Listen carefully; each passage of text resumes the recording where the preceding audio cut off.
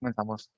Muy buenas tardes a todos los participantes. Les saludamos desde el Ministerio de Salud, desde la Dirección de Infosalud, de la Dirección General de Telesalud, Referencia y Urgencias. Bienvenidos a la telecapacitación, tamizaje de problemas de salud mental en niñas, niños y adolescentes, actividad organizada por la Dirección de Salud Mental del Ministerio de Salud. Comenzaremos con el primer tema, que es importancia de la detección oportuna de problemas de salud mental en niñas, niños y adolescentes. Estará a cargo de la doctora Yuli Caballero Peralta, especialista en psiquiatría, parte del equipo técnico de la Dirección de Salud Mental del Ministerio de Salud.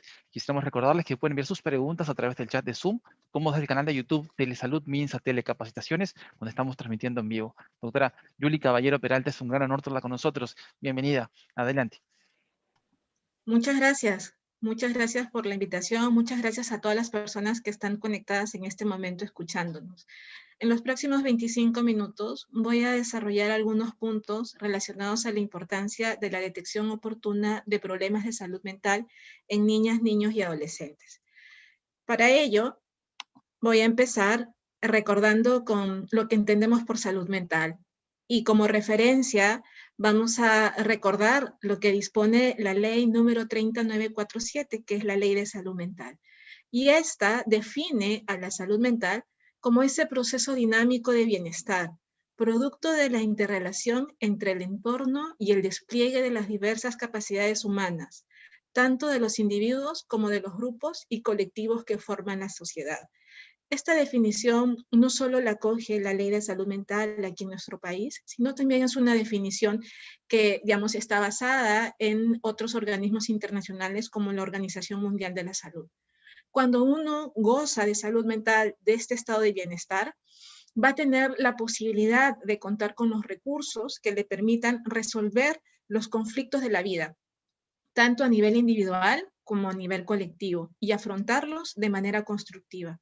Por otro lado, el tener una adecuada salud mental implica también contar con ese proceso de búsqueda de sentido y armonía que se encuentra íntimamente ligado a la capacidad del autocuidado, de la empatía, de la confianza, que se pone en juego en la relación con las demás personas. Entonces, cuando una persona goza de este estado de bienestar, es capaz de poder construir su proyecto de vida, tiene esa posibilidad de lograr sus aspiraciones personales, pero también contribuir con su familia, contribuir con los demás y también apoyar a la sociedad en su conjunto.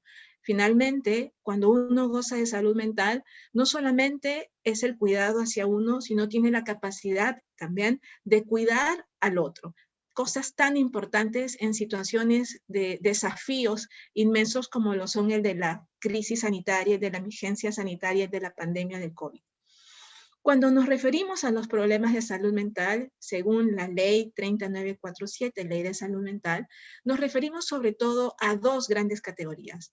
El de los problemas psicosociales relacionados al maltrato, a la violencia, y el de los trastornos mentales y del comportamiento, es decir, aquella condición mórbida que sobreviene en una determinada persona y que afecta a aquel individuo, en este caso al niño o niña adolescente, en diferente intensidad, e inclusive afecta su funcionamiento en sus diferentes ámbitos, personal, escolar, familiar, social.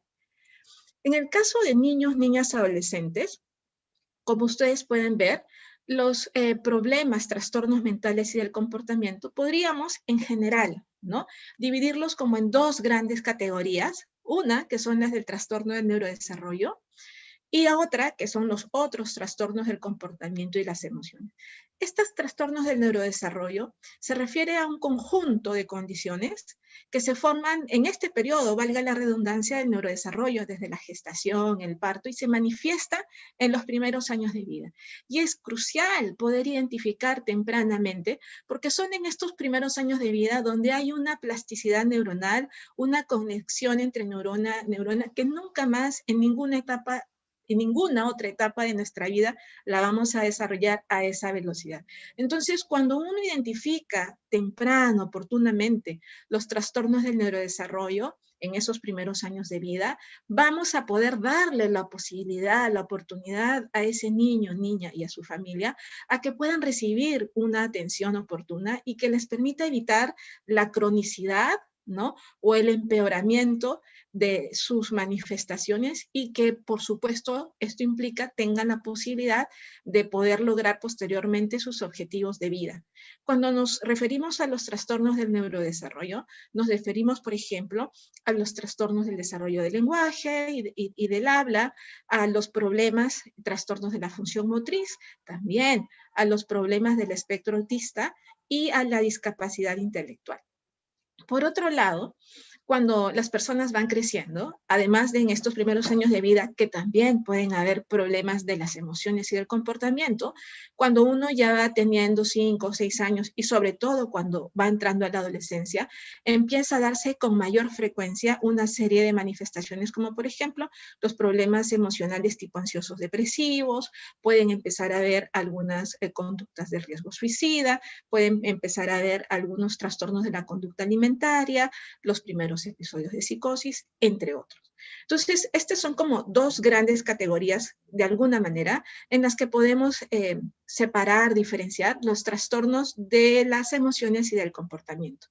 Y por otro lado, veíamos en esa definición del problema de salud mental que estaban los problemas psicosociales, el maltrato infantil, la violencia intrafamiliar, el bullying, la violencia escolar, que se da a lo largo de la vida. ¿Cuál es la prevalencia de estos problemas de salud mental en niñez y adolescencia? ¿Son frecuentes? ¿No lo son? Pues la verdad es que son bastante frecuentes y son similares al de la población general. Antes de la pandemia, según el Instituto Nacional de Salud Mental, la prevalencia de presentar algún problema de salud mental en niños, niñas, adolescentes en Lima iba del 20% en los más pequeños de 1.5 a 5 años, 18% en aquellos de 6 a 10 años, y en los adolescentes casi un 15%, ¿no? Entonces, en promedio, podríamos decir que 1 de cada 5 niños, niñas, adolescentes cumplían criterios para un problema de salud mental antes de la pandemia. ¿Qué ha sucedido con la pandemia? Sabemos que durante la pandemia niños, niñas, adolescentes son quienes han tenido más restricciones, son de hecho una población vulnerable. Los espacios educativos siguen cerrados para las actividades presenciales, han estado más tiempo en pandemia. Entonces, la Dirección de Salud Mental del Ministerio de Salud, junto y con la asistencia de UNICEF, realizaron un estudio dirigido a los padres, madres, cuidadores mayores de edad, de niños, niñas, adolescentes, quienes residían en el Perú, y tenía como objetivo, además de medir la presencia de problemas de salud mental, identificar aquellos factores asociados a esta presencia. El recojo de datos se hizo entre octubre y noviembre del año pasado. Más de 20.000 personas consintieron su participación, pero solo 12.593 respondieron, digamos, cumpliendo los criterios de inclusión del estudio. Se usaron, entre otros instrumentos, 2 instrumentos de tamizaje. Es importante recordar que los instrumentos de tamizaje no diagnostican, identifican riesgo. Y eso era un poco también lo que buscábamos. Se usaron el PSC, el Pediatric Symptom Checklist, y el PPSC, el Preschool Pediatric Symptom Checklist para los más pequeños, y lo que se encontró, en resumen, es que más o menos 3 de cada 10 niños, niñas, adolescentes estaban en riesgo de tener un problema de salud mental, ya sea de tipo atencional, tipo externalizante o tipo internalizante. Y cuando lo desagregábamos por grupos de edad, el 36% más o menos era en el grupo de los más pequeños, de unos 0.5 a 5 años, el 32% en el de 6 a 11 años y casi el 30% en adolescentes. Entonces, si bien este estudio no nos permite ver como una prevalencia, porque no es un estudio poblacional y tiene una metodología distinta, sí nos permite ver la tendencia y que se condice con los estudios que se han hecho en otros lugares y también aquí en el país, en donde se estima que producto de la situación de pandemia, el incremento en la incidencia de los problemas de salud mental y también de la prevalencia se va a dar y por supuesto en niños, niñas, adolescentes también. Y cuando vemos esta presencia de problemas de salud mental según el estado emocional del padre, madre o cuidador, vemos que era más frecuente el riesgo de tener problemas de salud mental en aquellos niños cuyos padres tenían depresión comparado a aquellos cuyos no tenían. Y esta diferencia iba entre más o menos el 69% y el 30%, es casi el doble. Y también la presencia de mayor riesgo de tener un problema de salud mental se veía en aquellos niños cuyos padres, madres cuidadores tenían bajos niveles de resiliencia. Entonces, como la depresión se asocia a mayor presencia de problemas de salud mental y la resiliencia puede ser un factor protector. Y cuando vimos estos, digamos, resultados de acuerdo a la escolaridad virtual, se vio que aquellos niños que tenían mayores problemas académicos y no les agradaba la escolaridad virtual, tenían más riesgo de presencia de problemas de salud mental, en un 62% era la presencia, comparado a aquellos que no tenían ni dificultades académicas y que se adaptaron bien a la escolaridad virtual, que, en donde era el 17% que presentaba un riesgo de problemas de salud mental. Entonces, como la escolaridad virtual, el no adaptarse, el tener dificultades académicas también es una variable a tomar en consideración, y por supuesto el de cuánto pensó, sintió el padre madre que el estar en esta cuarentena tan prolongada el año pasado en niños, adolescentes había afectado a su salud mental, mientras más sintió el padre madre que la cuarentena lo afectó, más riesgo de problemas de salud mental.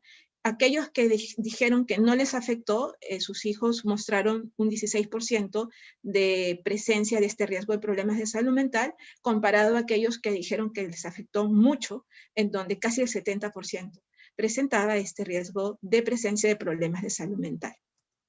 Esto es solo entonces para hacer notar que la prevalencia es importante y que por la situación de pandemia se va a dar en mayor caso esta como demanda por los problemas de salud mental. Y cuando vemos la oferta de los servicios, vemos que con la implementación de los centros de salud mental comunitaria, con el fortalecimiento de los servicios de salud mental de los centros de salud, se puede dar mayor cobertura, y de hecho a lo largo de los últimos 10 años se han incrementado. Ustedes lo pueden ver en la línea azul y en la naranjita cómo esta se incrementa, pero que en esta situación de pandemia, como todos ya lo sabemos, los servicios han estado restringidos por la situación del coronavirus, y aunque ahora en la actualidad funcionan bajo una modalidad mixta, igual niños, niñas, adolescentes han tenido durante este tiempo más dificultades para acceder a estos servicios.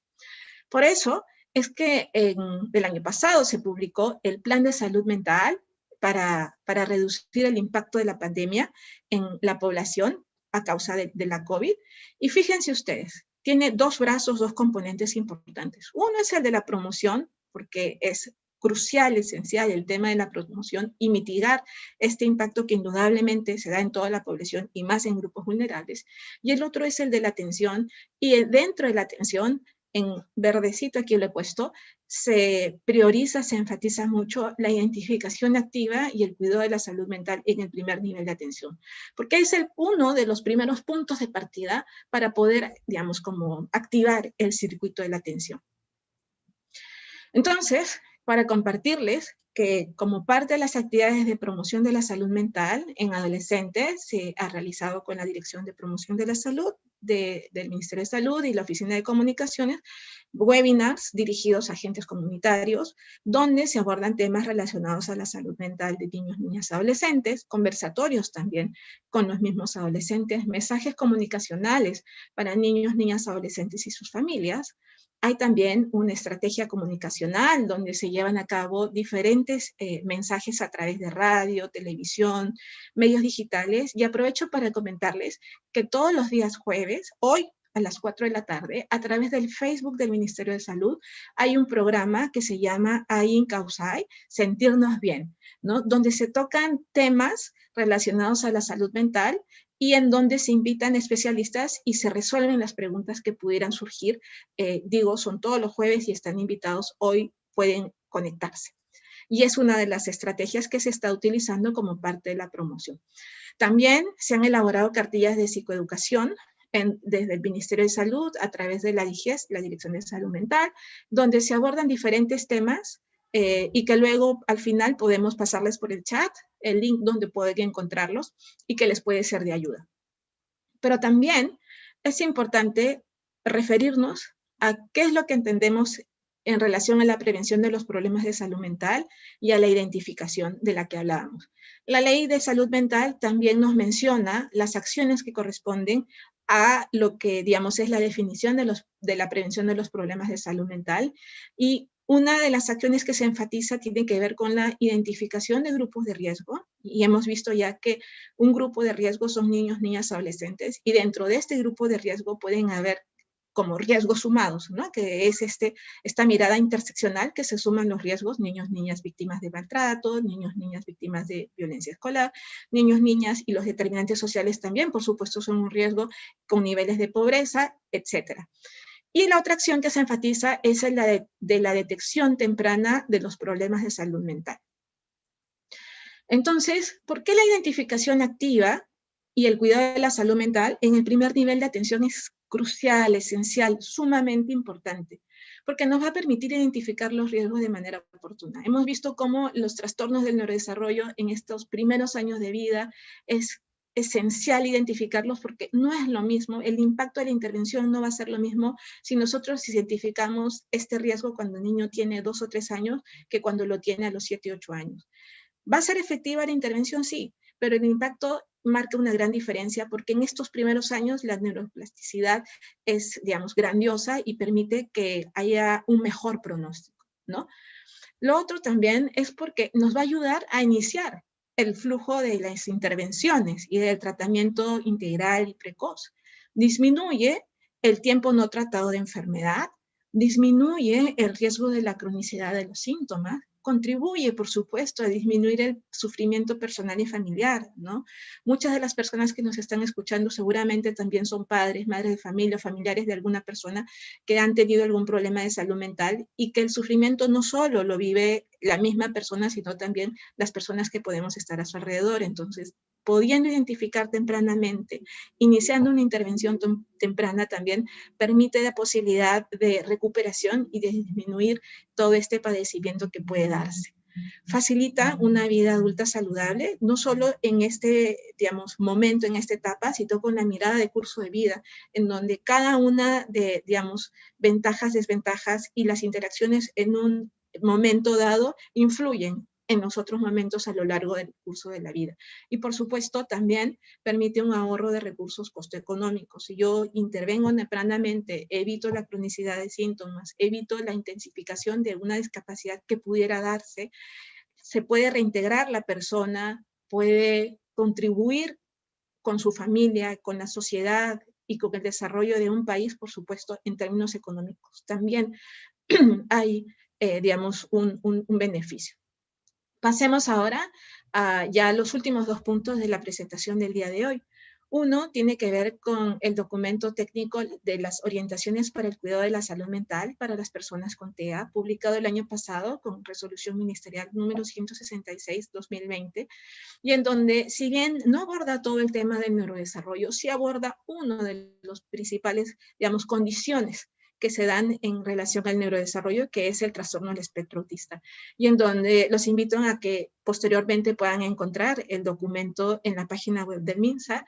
Verán ustedes que hay ciertas pautas, orientaciones en relación a cómo está la situación actual del TEA, el modelo comunitario en salud mental, pero también consideraciones generales y específicas que permitan contribuir con la finalidad que tiene este documento, que es mejorar el nivel de funcionamiento y la calidad de vida de las personas con TEA y sus familias, instituyendo el cuidado integral que promueva e incentive su independencia, su dignidad, su integración y su participación satisfactoria en la comunidad. Y que también en este documento van a encontrar información que da pautas para el cuidado integral, pero también información, digamos, en estos 3 ejes importantes, que uno está concatenado con el otro y que empieza con esta detección temprana de la que posteriormente mi compañera Carla Cortés les va a hablar con mayor detalle, y que esto nos permite engranarlo con los otros componentes que tienen que ver con la intervención integral oportuna y la mejora en la calidad de vida y funcionamiento de las personas con TEA y por supuesto de sus familias. Y el último punto ya de la reunión del día de hoy es hablarles sobre el documento, algunas cositas generales del documento técnico de las orientaciones técnicas para el cuidado integral de la salud mental de la población adolescente. Este documento se aprobó este año mediante resolución ministerial número 753/2021, y en relación a la detección temprana, que es lo que nos trae y nos convoca el día de hoy, menciona que se realiza en los establecimientos de salud, en todos los establecimientos de salud, de todos los servicios donde se brinda atención a adolescentes, pero que se prioriza esta actividad en los establecimientos de salud del primer nivel de atención con los servicios no especializados en salud mental, dado que son el primer punto de encuentro entre el adolescente, su familia y los servicios de salud. Entonces, siempre que hay un encuentro, un contacto entre un proveedor, un personal de salud y un adolescente, uno o una adolescente, hay la posibilidad de detectar, identificar algún problema de salud mental, algún riesgo en su salud, pero que esto se enfatiza aún más en el primer nivel de atención no especializado en salud mental, porque es ahí donde generalmente va a ir el adolescente, ya sea por una atención de una dolencia física, ya sea por un servicio en salud sexual y reproductiva, o ya sea por algún servicio, digamos, diverso, que no necesariamente es la salud mental, pero que nos recuerda este documento que el tema de salud mental no es solo el tema del psiquiatra, del psicólogo. El tema de salud mental es un tema que nos atañe a todo el personal de salud y sobre todo ese primer componente que tiene que ver con la detección, la identificación temprana. En el proceso de detección se implican las siguientes acciones, ¿no? La preparación de la primera entrevista, asegurando confidencialidad, privacidad y tiempo, ¿no? Esto que nosotros le llamamos la acogida, ¿no? Que no es solamente un interrogatorio, sino es la intención, la idea, la importancia de que el adolescente se sienta arropado, ¿no? Escuchado, donde además se le pregunte por el motivo de la consulta, ¿no? Evitando que el adolescente se sienta interrogado o sancionado, ¿no? A veces uno, sin querer, a veces por la carga de trabajo, puede decir, ¿no? La manera como uno dice las cosas también importa, cosas en donde la otra persona se siente interrogado y sobre todo si muchas veces confundimos la detección temprana con solamente la aplicación del el tamizaje, ¿no? Entonces, de repente llega el adolescente y uno empieza con su ficha, ¿no? ¿Te has sentido triste? ¿Qué tal duermes? ¿Estás comiendo? Entonces, esa forma parece un interrogatorio cuando en realidad se enfatiza que en esta detección es más bien una conversación, ¿no? Es más bien una escucha activa, es más bien preguntarles y como aquí también se dice, tratar de usar preguntas facilitadoras, ¿no? Evitar estos interrogatorios o inclusive preguntas que induzcan respuestas determinadas, ¿no? Hoy te veo, pareces triste, estás molesto o algo así, ¿no? Sino es que, ¿cómo te sientes? ¿No? Una pregunta abierta, ¿no? ¿Qué tal estás durmiendo? ¿No? Es una pregunta abierta en lugar de inducir uno.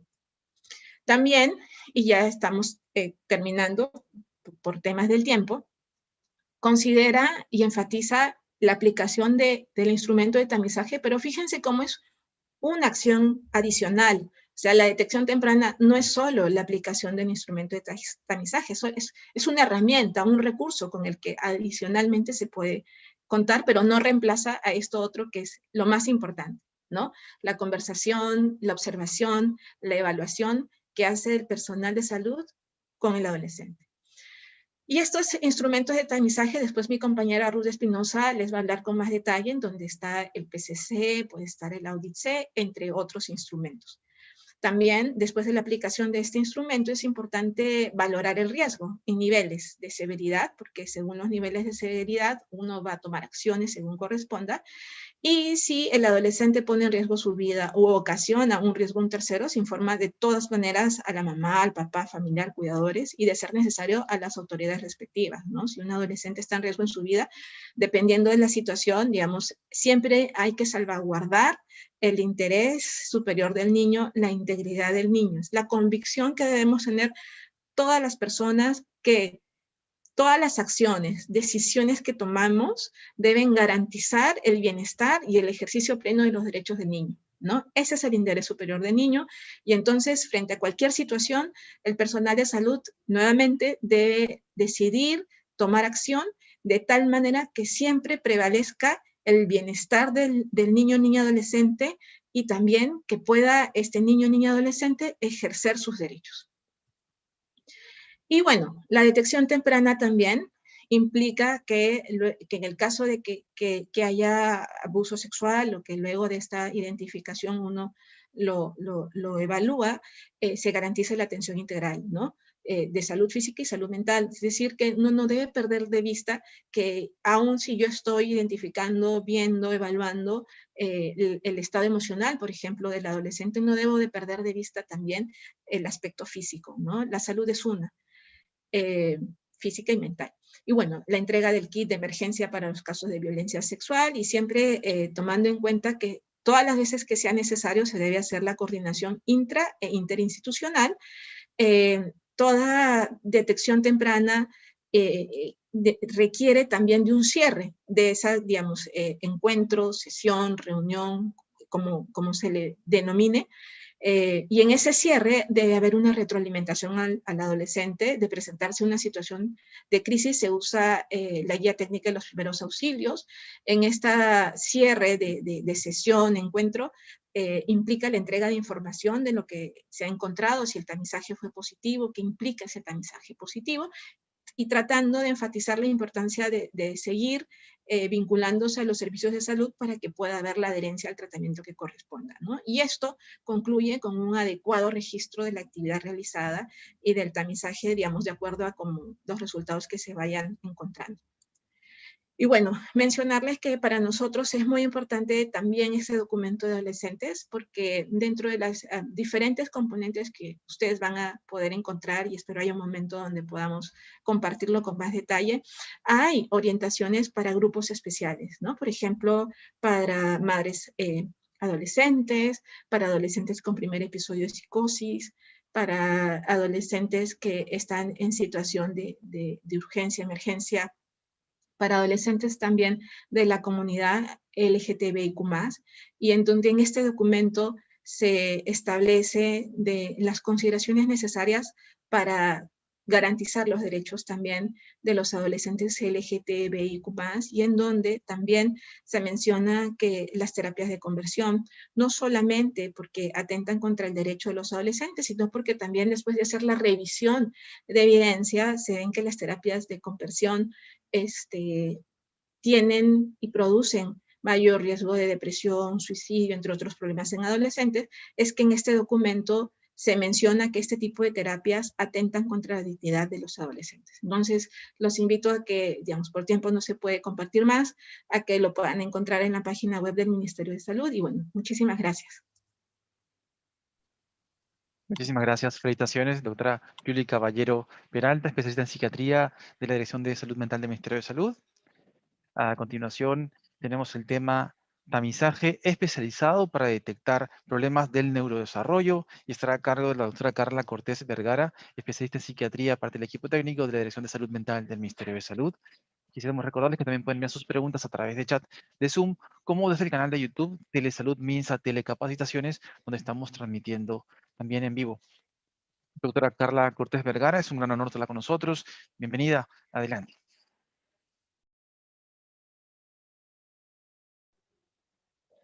¿Qué tal? Buenas tardes con todos y todas. Muchas gracias por la oportunidad de estar acá y poder conversar sobre este tema tan importante que es el tamizaje de problemas del neurodesarrollo. Voy a compartir mis diapositivas en este momento.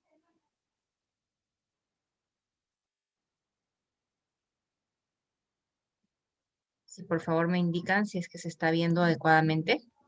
Excelente. Muchas gracias. Doctora Carla Cortés, bienvenida. Adelante. Gracias. Bueno, ante todo un poco para contextualizar, de repente en esta audiencia tenemos personas, profesionales que vienen de diferentes niveles, de diferentes profesiones.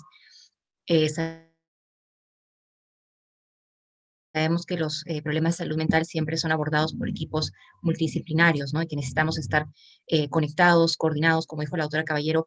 El trabajo en relación a los problemas de salud mental no solamente recae en los profesionales de salud mental, sino en general en todos, ¿no?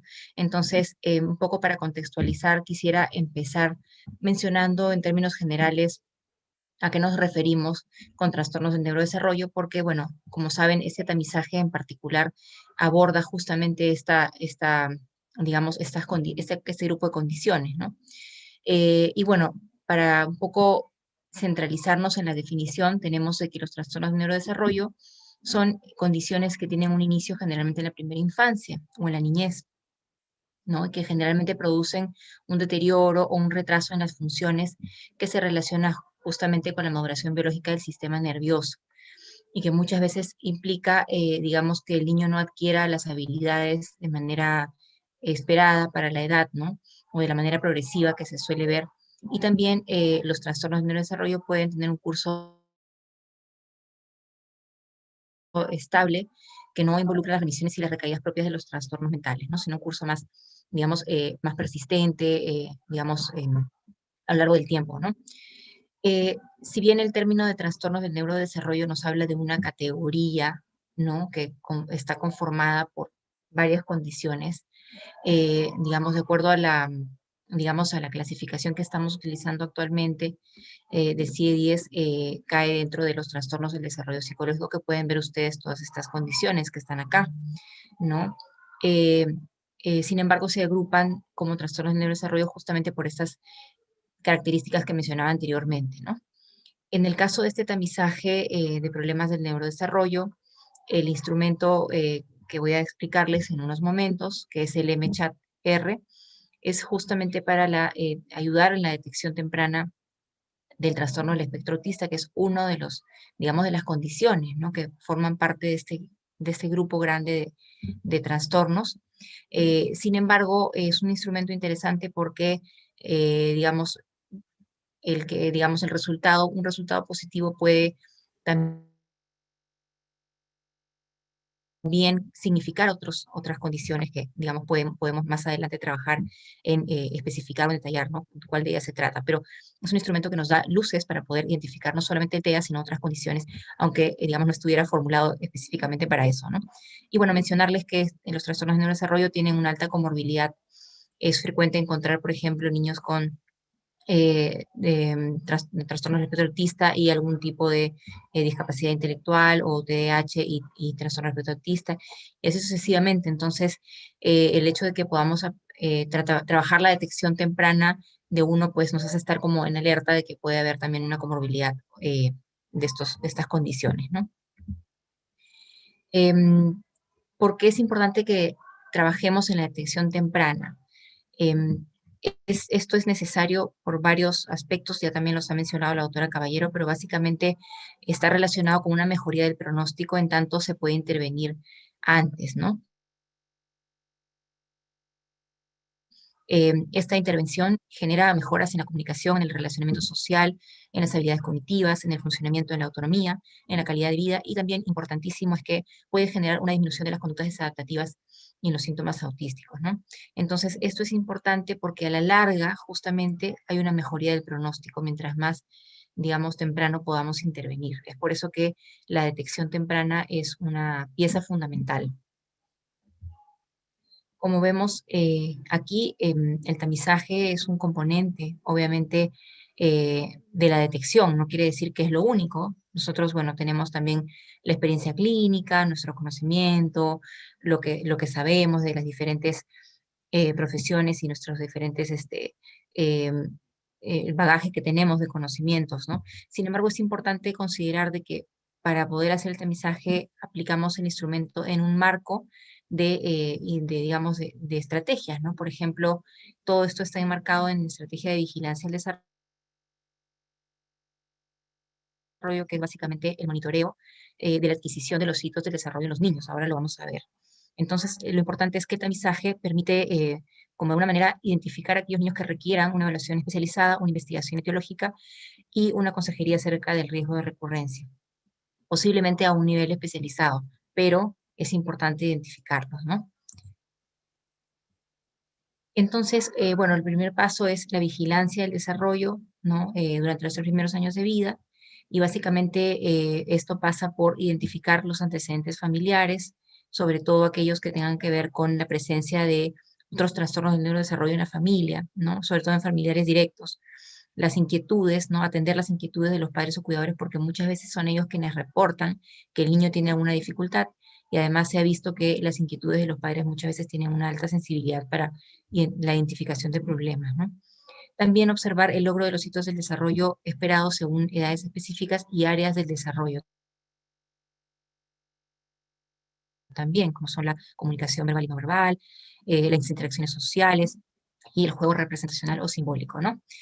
Eh, Y bueno, también ver algunos aspectos relacionados a la comunicación no verbal, ¿no? Que tienen mucha relación con los trastornos del neurodesarrollo. También ver la interacción del niño mediante estrategias simples, como pedir la interacción con el cuidador o observar cómo naturalmente se desenvuelven, y también atender a los factores de riesgo y de protección que todos los niños pueden tener, ¿no? No solamente centrarnos en el riesgo, sino también en los factores de protección que pueden haber. Entonces, esto implica la vigilancia del desarrollo que generalmente se realiza en el contexto de las atenciones pediátricas, ¿no? En el control de crecimiento y desarrollo también es un componente importante y un componente que está siendo promovido activamente por el Ministerio de Salud. También otro componente importante de la detección es conocer las señales de alerta del TEA, ¿no? Y en general, estas señales de alerta del TEA pueden también de alguna manera sugerir otros trastornos del neurodesarrollo. Y es importante reconocerlas. Por ejemplo, a los 6 meses, él no mira a los ojos cuando se le habla, el no sonreír ni reírse con las personas. Y a los 12 meses, además de lo mencionado anteriormente, también está el no imitar, el no realizar gestos, el no señalar lo que quiere, ¿no? El no voltear cuando lo llaman por su nombre y el no mostrar objetos o no señalarlos para compartir el interés, lo que denominamos como procesos de atención conjunta, que son muy importantes y muy digamos, orientadores hacia este tipo de condiciones, ¿no? Entonces, es importante tener en mente estas señales de alerta. Otras señales de alerta que son, digamos, muy, digamos, marcadores de una acción inmediata, está, por ejemplo, la pérdida o retroceso de habilidades de lenguaje sociales a cualquier edad, el no decir frases espontáneas de 2 palabras a los 24 meses de edad, el no decir palabras a los 18 meses y el no balbucear, señalar o hacer otros gestos a los 12 meses de edad, ¿no? Son indicadores que nos pueden orientar.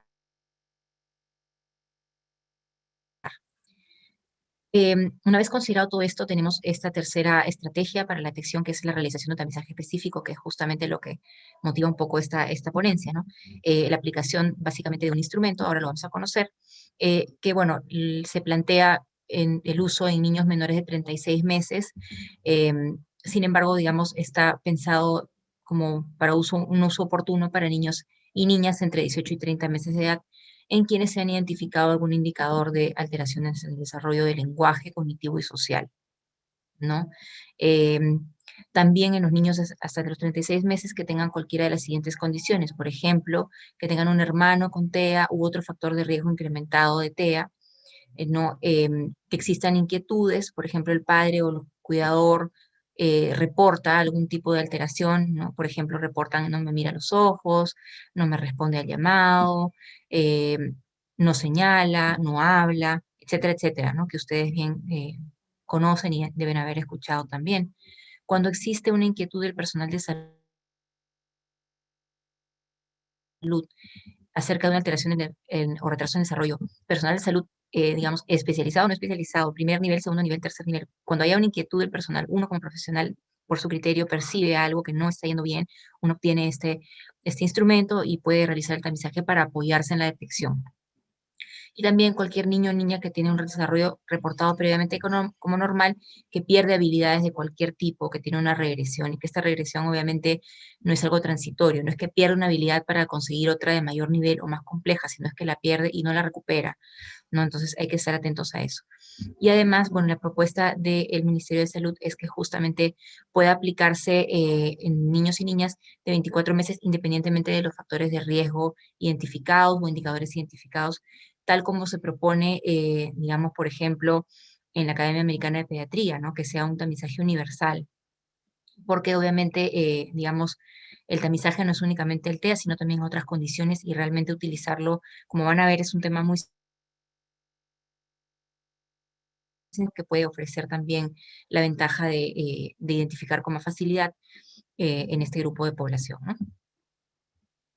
Acá, bueno, solamente para mencionar algunos factores de riesgo incrementado de TEA, el más importante es, digamos, el tener un hermano con autismo, de repente el más frecuente. Sin embargo, existen otros también que debemos tener en consideración, pero este es uno bastante saltante y bastante común.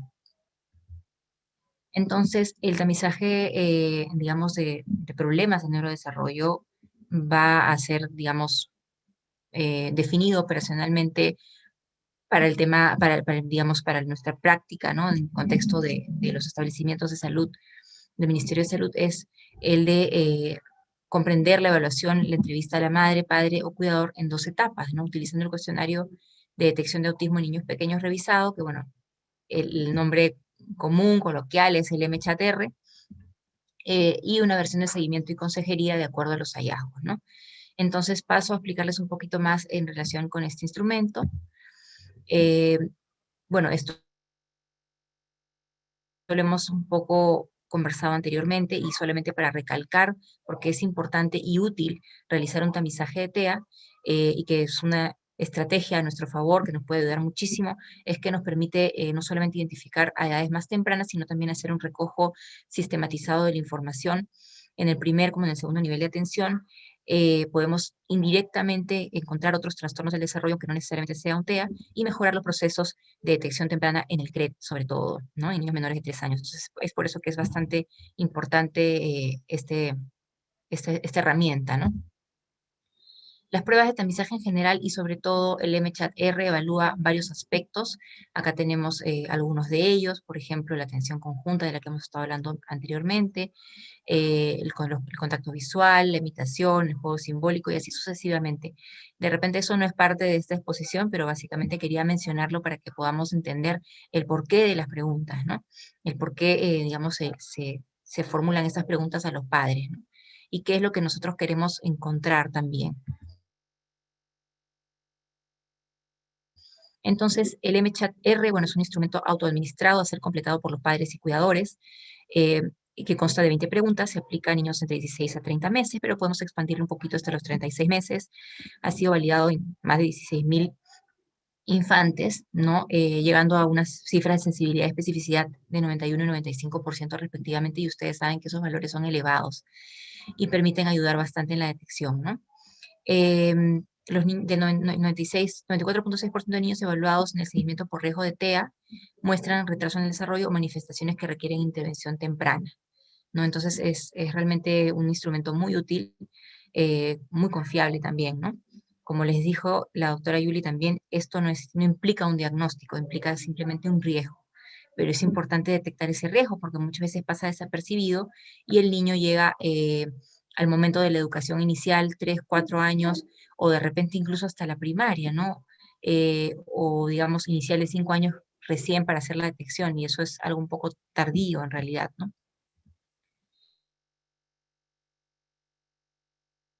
En el MCHAT versión de seguimiento es exactamente el mismo instrumento, solamente, digamos, se refiere a los ítems que fallaron en la primera aplicación, ¿no? Ahora lo vamos a ver con más detalle. Lo interesante del MCHAT-R es que puede administrarse, digamos, en persona, por teléfono, incluso en modalidad virtual, ¿no? Tanto la versión, inicial como la de seguimiento, ¿no? Van a ver en los ítems que tiene explicaciones y ejemplos que uno puede utilizar para aclarar los temas con los padres. Y también, bueno, en el seguimiento se evalúa únicamente los ítems que fallaron, ¿no? Ahora lo voy a explicar un poquito mejor. Entonces, acá tenemos el instrumento MCHAT-R, las 20 preguntas, que son preguntas como del tipo, su hijo hace movimientos extraños con los dedos de las manos cerca de los ojos, ¿no? Por ejemplo, en el caso de los niños que tienen, digamos, riesgo de TEA, puede haber esta conducta, sobre todo en niños pequeños, ¿no? Movimientos estereotipados. Otro ejemplo de pregunta es, por ejemplo, si cuando usted le sonríe a su hijo, él también le sonríe, ¿no? Entonces, así sucesivamente pueden tener, digamos, todos los ítems. La respuesta generalmente, digamos, la respuesta no es una respuesta de riesgos, el no tener la habilidad, excepto en los ítems 2, 5 y 12, cuyo puntaje es invertido, es decir, si la respuesta es sí, es una respuesta de riesgo, ¿no? Entonces, digamos, la puntuación es sencilla porque es únicamente una sumatoria de los ítems, una sumatoria simple, no hay acá dimensiones, categorías, no subgrupos, ¿no? Todo entra en un mismo grupo y se suman los puntajes, ¿no? Tenemos que de 0 a 2 puntos es bajo riesgo, que se espera que el 93% de niños tengan ese resultado. De 3 a 7 puntos implica un riesgo moderado y de 8 a 20 puntos implica un riesgo alto. En este 1% de niños que generalmente salen en esta puntuación, bueno, como sabemos y como les he mencionado, no es que todos van a tener un TEA, pero sí probablemente van a tener problemas de neurodesarrollo que van a tener que evaluar más a profundidad, y ahí, bueno, a un nivel especializado será un poco digamos, la disquisición diagnóstica o la confirmación diagnóstica, y se verá ese tema, ¿no? Sin embargo, sí nos orienta también a la conducta en relación con la intervención. Ahora lo vamos a ver. Entonces, esto es básicamente la corrección, es una sumatoria simple del número de ítems, digamos, que tiene un puntaje de riesgo, y excepto en los ítems 2, 5 y 12 que tienen una puntuación invertida, ¿no? Eso es algo que se puede incluso ver, ¿no? Por ejemplo, en este caso, en el caso de este, es un caso hipotético en el cual tenemos esos 3 ítems que están marcados como no, tenemos una puntuación de 3, y esto implica un poco las acciones de acuerdo al resultado que tenemos, ¿no? En el caso de 3 puntos, implica un riesgo moderado, debemos aplicar el MCHAT-R de seguimiento al mes. Eso implica que al mes vamos a citar a este niño, a esta niña, a la familia, vamos a volver a aplicar el instrumento, pero no los 20 ítems completos, sino solamente esos 3 ítems que fallaron, y vamos a ver si pasa o no pasa. En el caso de que, digamos, pase, de todas maneras, o sea, estos ítems ahora son, digamos, negativos, vamos a estar monitoreando, vigilando el desarrollo de una manera un poco más cercana, podemos repetir a los 3 meses o a los 6 meses, vamos evaluando cómo está el niño, siempre atentos, ¿no? Y en el caso de que el niño mantenga el resultado de riesgo, entonces obviamente vamos a tener que actuar como si fuera un alto riesgo definitivamente, y hacer una referencia al establecimiento de salud correspondiente, sea el centro de salud mental comunitaria del territorio o establecimiento de salud de mayor capacidad resolutiva según corresponda, ¿no? Siempre acá hay un criterio de, digamos, de celeridad, ¿no? O sea, tenemos que ganar tiempo. El criterio es cuanto antes mejor, para aprovechar justamente el mayor periodo de neuroplasticidad cerebral que está alrededor de esta época. Después puede ayudar, pero no va a ser del mismo impacto. Ese es un mensaje que tenemos que llevarnos siempre. Y los niños que tienen un bajo riesgo, que tienen de 0 a 2 puntos, continúan, digamos, el seguimiento regular, que quiere decir la vigilancia del desarrollo, y podemos repetirlo a los 24 meses, en general, de manera universal, es como que la propuesta, ¿no?, que tenemos. Y también, bueno, reforzar los factores protectores, seguir promoviendo el desarrollo, orientar a la familia, aconsejarlos, cómo promover, cómo seguir optimizando, ¿no? Y bueno, también un poco darles esa retroalimentación de que todo está yendo bien por ahora, y que vamos a continuar promoviendo el desarrollo del pequeño, ¿no? Entonces, como ven, estamos hablando de niños pequeños, generalmente alrededor de los 2, 3 años. Obviamente nos puede ayudar, podemos utilizar los niños más grandes, sí, definitivamente ya va a ser mucho más evidente, porque se espera que a edades mayores tengan más habilidades, ¿no? Pero recuerden que este instrumento está diseñado para la detección, para apoyar la detección temprana. Entonces, pasando un poco a la parte administrativa, debemos registrarlo en caso se realice como tamizaje de problemas de neurodesarrollo, con este código que ustedes pueden ver acá, ¿no? De esta manera si es un tamizaje negativo, y de esta otra manera en el lado derecho si es un tamizaje positivo. Básicamente se consigna como tamizaje especializado para detectar problemas de neurodesarrollo. Y en el caso de que sea positivo el resultado, se coloca pesquisa de problemas relacionados a salud mental con el tipo de diagnóstico definitivo, ¿no? Y este código. Todo esto, por si acaso, está en el manual de codificación que ustedes deben tener, deben manejar. Es un tema administrativo, pero es importante consignarlo también, ¿no? Y sobre todo no perder de vista la realización de consejería y la orientación respectiva, ¿no? Sobre todo de acuerdo a los resultados que hemos estado mencionando. El último paso, después de realizar el tamizaje, es la intervención temprana. Siempre debemos proveer información de calidad y basada en la evidencia a los padres y a los cuidadores, ¿no? Tratar de orientarlos a buscar información confiable en Internet y en Google. Hay muchos datos, pero los datos a veces asustan, incomodan, alertan, generan ansiedad, y es bueno que podamos un poco actuar como filtros y darles información de calidad, ¿no? También necesitamos derivar los servicios de intervención temprana y educativos según corresponda, y esto no necesita un diagnóstico definitivo. También otro mensaje que quiero que ustedes tengan, digamos, y lleven es que no necesitamos confirmar. El tamizaje es para detectar un riesgo, riesgo de TEA, riesgo de trastorno del neurodesarrollo, riesgo. Ese riesgo se va a ir definiendo con la evaluación especializada, con el transcurso del tiempo, con las pruebas específicas, de repente se va a detectar la etiología, se van a hacer más exámenes, más evaluaciones, etcétera, ¿no? Pero digamos, mientras nosotros detectemos ese riesgo a tiempo y podamos intervenir, dándole las recomendaciones y las pautas a la familia, ya estamos haciendo bastante, ¿no? Esto va a ser realmente muy importante, ¿no? El poder estimular el desarrollo de la comunicación social en general, del lenguaje, de las habilidades en las interacciones cotidianas. Ya se ha visto que lo más, digamos, efectivo para realizar las intervenciones es que impliquen siempre a los padres, que tengan un componente de entrenamiento en el que ellos puedan utilizar la rutina diaria, las actividades cotidianas para estimular el desarrollo de sus hijos. Eso es finalmente lo más efectivo. Y hacia ahí es donde tenemos que apuntar. Y eso lo podemos hacer todos en mayor o menor grado, pero todos estamos llamados y involucrados a hacer esto, esta parte, ¿no? Entonces, algunas consideraciones importantes ya para ir terminando es que el tamizaje de TEA no es una prueba confirmativa ni diagnóstica de TEA ni de trastornos de neurodesarrollo, es un elemento que nos ayuda a tomar decisiones, que nos ayuda a definir qué niño está en riesgo y qué niño necesita un poco más y necesita estar más alerta, nos hace cambiar la conducta ante ese niño y dejar un poco la posición de esperar y ver, la posición de esperar y ver, esperemos a que el niño adquiera el lenguaje, todavía es muy chiquito, no podemos hacer más, esa posición de esperar y ver hay que tenerla con mucho cuidado, con mucha precaución, porque nos puede inducir a errores, ¿no? También otra consideración importante es que no es un descarte de TEA. Un niño que tiene un tamizaje negativo, por ejemplo, a los 18 meses, no significa que a los 24 meses no lo pueda tener, no lo pueda tener positivo. Por eso es importante que estas pruebas sean, digamos, utilizadas con frecuencia, ¿no? O sea, con una periodicidad, que como les dije, está planteada para ser utilizada antes de los 24 meses, en caso que haya indicadores de riesgo, pero a los 24 meses de una manera como universal, como para tener una especie de tamiz general, ¿no? Sin embargo, la recomendación en general es 18 y 24 meses.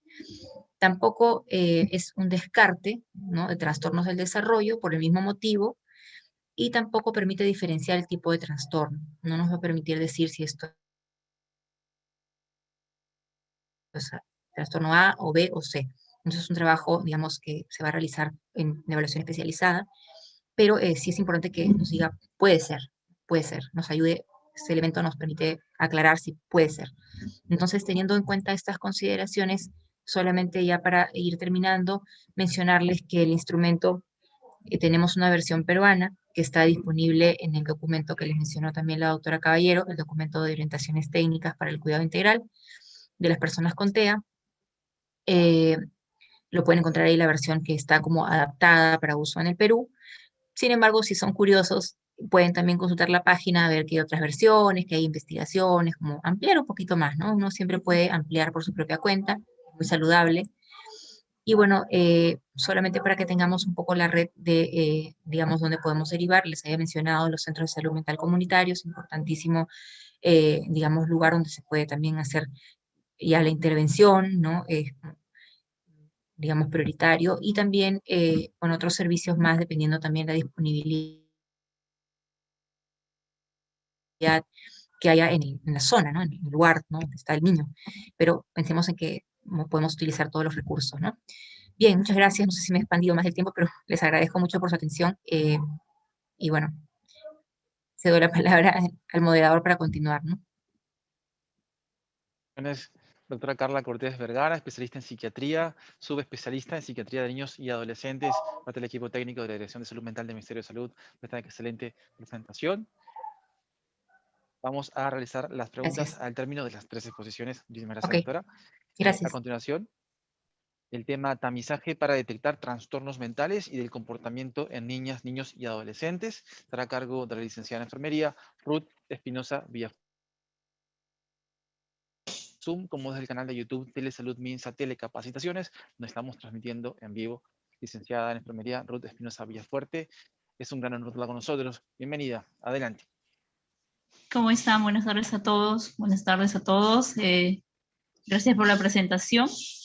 Bueno, y el día de hoy vamos a tratar, continuando, ¿no? Con el complemento, ¿no es cierto?, de lo que es el tamizaje en trastornos del comportamiento de niños, niñas y adolescentes, ¿no? Vamos a continuar en todo caso. El día de hoy voy a tratar, ¿no es cierto?, ya hemos tratado lo que es el MCHAT para problemas de neurodesarrollo, y continuamos con lo que es el tamizaje para niños, niñas y adolescentes un poquito más grandes ya. ¿Sí? Bien. A ver, voy a colocarlo en modo presentación. Sí, ok. Ya está. Adelante. Ya está, ok. Muy bien. Bien. Ahí está. Entonces, empezamos, ¿no es cierto?, con lo que es la definición operacional, ¿no es cierto? Es una actividad que se tiene por objetivo detectar oportunamente, como ya lo hemos venido mencionando, ¿no es cierto?, oportunamente los trastornos mentales y el comportamiento que se pueden presentar en niños, niñas y adolescentes.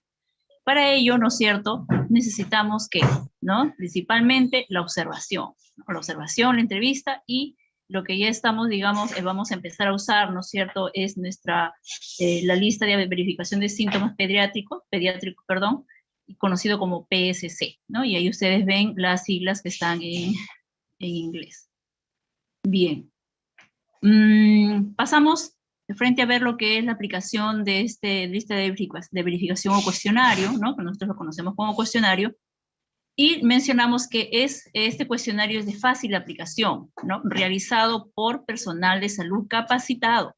Y aquí, digamos, tenemos que tener en cuenta esto, ¿sí?, porque no solamente por el hecho de ser un cuestionario que va a identificar problemas de salud mental, va a ser aplicado solamente por el personal de psicología. Entonces, aquí estamos nosotros ya ampliando, ¿no es cierto?, esta forma de tamizaje, ¿no? Porque si bien es cierto, tenemos que ampliar, no solamente nuestro niño, nuestro adolescente va a ir al servicio de psicología, sino que está en todo el servicio y en todos los servicios, ¿sí? Entonces, va a ser es una ayuda, ¿no es cierto?, para poder detectar oportunamente estos problemas de salud mental que pueden estar presentando nuestros niños, niñas y adolescentes, ¿no? Entonces, por todo el personal capacitado, médico, enfermera, obstetra, trabajadora social, técnico de enfermería, durante el proceso de atención de salud en el servicio respectivo, ¿no es cierto? Y aquí tenemos los servicios que son CRED, estrategia de etapa vida adolescente, medicina general, ¿no es cierto?, o pediatría, ¿no? Entonces, aquí una vez al año se ha movido de lo de abajo. Bien, entonces, eso hay que tenerlo presente, por favor, ¿sí? No solamente es una actividad exclusiva del personal de psicología o del servicio de psicología, ¿no?, de todo el servicio, de todos los profesionales que estamos integrando el establecimiento de salud, ¿no? ¿Qué más mencionamos aquí? Que es aplicado una vez al año, ¿no es cierto?, por 15 minutos, ¿no? O sea, no nos va a llevar media hora, una hora, ¿no?, porque no es así. Este cuestionario, ¿no es cierto?, es de fácil aplicación, como les voy a mencionar, solamente tiene 17 preguntas. Y paso, digamos, ahorita a detallar, ¿no es cierto?, a detallar. Tenemos ustedes van a encontrar en la guía de orientaciones que ha mencionado la doctora Caballero, vamos a encontrar, ¿no es cierto?, a este cuestionario, ¿no es cierto?, dirigido, ¿no es cierto?, para padres y madres, y es una adaptación, digamos así, del original, ¿no? Y lo hemos adaptado para padres y madres, y también lo tenemos para los adolescentes, ¿no? Entonces, aquí en esa primera parte les menciono, ¿no?, que este cuestionario, el PSC, dirigido a niños y niñas, ¿no?, menores de 12 años, será aplicado, ¿no es cierto?, al padre, madre o cuidador, ¿no? Y como ustedes verán, ¿no es cierto?, son 17 preguntas y una escala de Likert en la cual el padre, en este caso el padre, madre o cuidador, va a responder, ¿no es cierto?, a través de un aspa, a través de un check, en las alternativas que están como nunca, a veces y frecuentemente. Ya sabemos que de repente en las regiones, ¿no es cierto?, podemos ir preguntando al papá, ¿no es cierto?, y si no entiende alguna otra pregunta, ¿no es cierto?, le vamos como que orientando para que pueda hacer una adecuada, nos dé una adecuada respuesta, ¿no? Entonces, esto es en para el cuestionario para padres y madres. A continuación les presento, ¿no es cierto?, el cuestionario, el PSC para adolescentes. Igual, es una adaptación, como ya les he mencionado. De igual manera, aquí tenemos, digamos, la ventaja, ¿no es cierto?, que es un autoaplicativo, ¿no? Tenemos en el servicio a nuestro adolescente y le podemos dar, ¿no es cierto?, este cuestionario para que él mismo lo desarrolle, ¿no? Y aquí también mencionamos que es importante también, así como hemos mencionado que para los menores de 12 años lo podemos aplicar en el padre, entonces también, o sea, tenemos esas dos opciones de utilizar este cuestionario, ¿no es cierto?, para conocer algún problema de salud mental que pueda presentar el adolescente y le hacemos las preguntas al papá, de igual manera. Bien. Entonces, les he presentado los dos cuestionarios, ¿no es cierto?, adaptación para padres y para adolescentes, y ahorita les vamos a empezar, digamos, a describir, ¿no?, qué consiste este cuestionario. Como ustedes ya lo han visto, ¿no es cierto?, contiene 17 ítems, ¿no es cierto?, 3 escalas que ya les mencioné, nunca, a veces y frecuentemente, y al costado hemos colocado la puntuación. Cuando un papá responde nunca, es 0, ¿no? A veces la puntuación es 1, y frecuentemente 2, ¿no es cierto? Entonces, por haber realizado este cuestionario, ¿no es cierto?, vamos a obtener un puntaje, ¿no? Entonces, ahora pasamos a, digamos, explicar cómo es, digamos, esta puntuación que vamos a conseguir, digamos, al momento de hacer esta evaluación a nuestro adolescente o a nuestros papás. Bien. Entonces, vamos a obtener, ¿no es cierto?, un puntaje general, global, de 0 a 34 puntos, ¿no? 34 puntos es nuestro máximo puntaje, ¿no? Son 17 preguntas y viendo nada más que nuestro papá respondió frecuentemente, ¿no es cierto?, son 2 puntos, por 17 son 34 puntos. Es el máximo de puntaje que podemos obtener, ¿no es cierto?, en este cuestionario, tanto como para padres como para adolescentes. Bien, y aquí mencionarles que el punto de corte, ¿no es cierto?, es mayor o igual a 15, ¿no es cierto? ¿Sí? Entonces, de aquí, y este calificativo, les menciono que es igual tanto para el cuestionario de papás y los cuestionarios del adolescente, ¿no es cierto? Entonces, cuando obtenemos en nuestro puntaje general un valor mayor de 15 puntos, ¿no es cierto?, nos está indicando, y esto quiero que lo tengamos bien presente, nos indica un riesgo de afectación psicosocial. No es que nuestro adolescente, ¿no es cierto?, tenga ya el problema. El tema de tamizaje, como ya lo mencionaba la doctora Cortés y la doctora Yuli, es para identificar riesgo, un probable problema, ¿no? Entonces, si ya tenemos el riesgo, pasamos, ¿no es cierto?, la referencia, ¿no es cierto?, a los especialistas para que puedan realizar, ¿no es cierto?, un diagnóstico definitivo, ¿no?, y en el cual se continúa con las intervenciones, ya sea en un lugar especializado, en este caso en nuestros centros de salud mental comunitarios, ¿no es cierto? Pero recordemos bien, el tamizaje es para identificar un riesgo, ¿ya? ¿Y qué dice ahí? El puntaje por encima del punto de corte, como ya les he mencionado, sugiere la necesidad de realizar una evaluación más profunda por un profesional de la salud calificado, ¿no es cierto? Indica si el niño o niño adolescente tiene riesgo de afectación psicosocial, ¿no es cierto? Entonces, al momento nosotros de realizar esta evaluación, ¿no es cierto?, vamos a obtener, como ya les mencioné, 2 tipos. Una puntuación global, ¿no es cierto?, que nos va a identificar, nos va a permitir identificar si este adolescente tiene un riesgo de afectación psicosocial, y la otra forma es un poco más especializada, que ya les voy a mencionar ahorita, y en la cual evaluamos, ¿no es cierto?, nuestra puntuación va a ser por dimensiones, ¿no?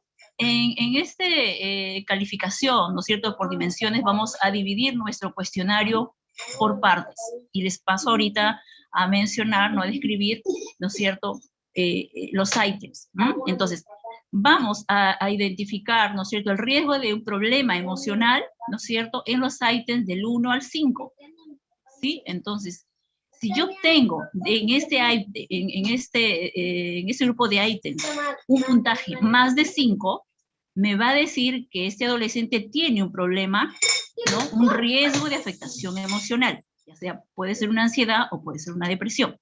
¿Sí? Entonces, esta forma de puntuación, como les vuelvo a mencionar, es mucho más especializado, nos va a permitir identificar, ¿no es cierto?, Principalmente el problema emocional, en este caso, ¿no es cierto?, del ítem del 1 al 5.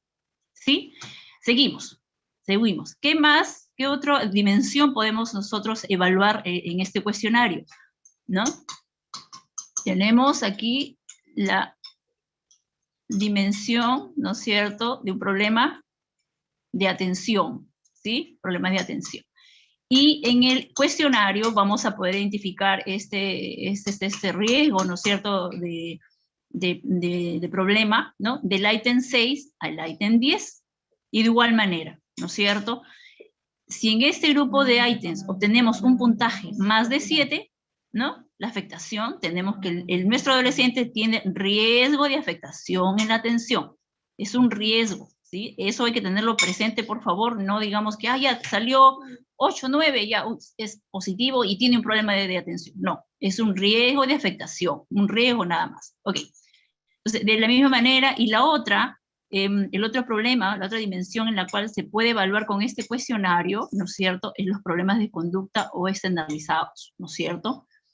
Y lo vamos a poder identificar, ¿no es cierto?, ¿dónde? En los ítems del 11 al 17. Del 11 al 17, ¿no es cierto? Y de igual manera, cuando obtenemos en este grupo de ítems un puntaje más de 7, nuevamente es un riesgo de afectación con problemas de conducta, ¿no es cierto? Entonces, esa es la forma, digamos, cómo está distribuido, ¿no es cierto? Y qué problemas, qué dimensiones nosotros evaluamos con el PSC, ¿no? Como ustedes han podido leer, ¿no es cierto? La forma como está descrito cada ítem es, digamos, personalizado, ¿no es cierto? En este caso, lo que les he presentado es para adolescentes y leyendo aquí dice, peleas con otros chicos o adolescentes, o sea, es una pregunta directa al adolescente, ¿no? No sigue las órdenes, es lo otro. No comprende los sentimientos de los demás, son preguntas que están ya adaptadas para ser aplicados, ¿no?, al adolescente en un lenguaje mucho más, digamos, personal, ¿no? Y finalmente, después de todas esas 17 preguntas, ¿no?, le preguntan tanto al papá o al adolescente, le preguntan, ¿consideras que tienes, en este caso al adolescente, ¿consideras que tienes algún problema emocional o del comportamiento para el cual necesitas ayuda? Y digamos eso como que les está apoyando y nos puede dar a connotar que ese adolescente tiene algún problema, ¿no? Si él considera que sí lo tiene, marcar así. Si dice no, no lo tengo, ¿no? Entonces ya por ahí vamos, digamos, como indagando, ¿no es cierto?, cuál es su percepción que él tiene sobre el problema que puede estar presentando. Bien. Entonces ya hemos descrito digamos, la forma como se puntúa, ¿no?, la puntuación de este cuestionario, también cuáles son las dimensiones en las cuales vamos a poder nosotros identificar algún problema de salud mental, ¿no es cierto? Y seguimos, ¿no es cierto?, con lo que es el registro. Ahora, con respecto al registro, como ustedes ya sabrán, se ha realizado como que un orden, nuevamente como que se ha cambiado algunos códigos y todos basados en el CIE 10. ¿Sí? Entonces han habido ya modificaciones del GIS de salud mental, ustedes ya lo sabrán que poco a poco se está haciendo esos cambios y por lo tanto también se está haciendo las gestiones para que también el reporteador vaya en paralelo, digamos, a estos nuevos códigos, ¿no es cierto? Entonces, aquí les voy a mostrar la forma cómo se va a registrar este cuestionario, la actividad de realizar este tamizaje con el cuestionario del PSC, ¿no es cierto? Y vamos a obtener, ¿no es cierto?, dos respuestas, digamos así, dos resultados, ¿no? Un tamizaje va a salir negativo y el otro positivo. Entonces, al tamizaje negativo, en la siguiente lámina les voy a pasar, le vamos a mostrar el GIS, pero aquí lo vamos a mencionar, ¿no? Entonces, en el ítem ficha familiar, ¿no es cierto?, se va a anotar el DNI del niño ni adolescente, ¿no es cierto? En el siguiente ítem vamos a se coloca el diagnóstico o motivo de consulta, y ahí vamos a especificar. Esto sí quiero que le tomen en cuenta porque, como les digo, son nuevos códigos, ¿no es cierto?, y que los cuales tenemos que tener en cuenta para poder hacer el registro. En el primer casillero vamos a anotar, ¿no es cierto?, tamizaje para detectar trastornos mentales y del comportamiento de niños, niñas y adolescentes con el código 96150.08. Y en el segundo casillero, ¿no es cierto?, se anota Consejería de Prevención de Riesgos en Salud Mental con el código 99402.09. Estos son los nuevos códigos por los cuales vamos a registrar esta actividad, ¿no es cierto? Cuando, ¿no es cierto?, mi tamizaje, ¿no?, sea negativo, ¿no? En ambos ítems seguimos, el tipo de diagnóstico habrá que marcarlo como definitivo, ¿ya? Bien. Y esa es la forma, ¿no?, que lo que les he descrito en la primera parte, ¿no es cierto?, es la forma como nosotros tenemos que registrar, y están, digamos, los datos del niño, ¿no es cierto?, los datos, la historia clínica, ¿no es cierto?, los datos aquí, y aquí lo que nos interesa es el diagnóstico, ¿no? Como les mencioné, en el primer ítem va tamizaje para detectar los trastornos mentales del comportamiento, ¿no es cierto?, el diagnóstico es definitivo, y nuestro código 96150.08.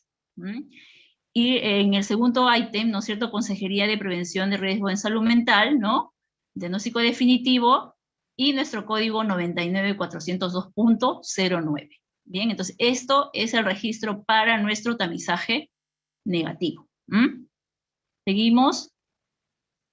Viene, este es nuestro tamizaje positivo, ¿no? Entonces nuevamente ahí vemos, ¿no es cierto?, que es la ficha familiar, ¿no?, donde registramos el DNI de nuestro niño, ¿no? En el ítem de diagnóstico vamos a colocar en el casillero 1, ¿no es cierto?, tamizaje para detección de trastornos mentales y del comportamiento de niños y niñas adolescentes, ¿no es cierto?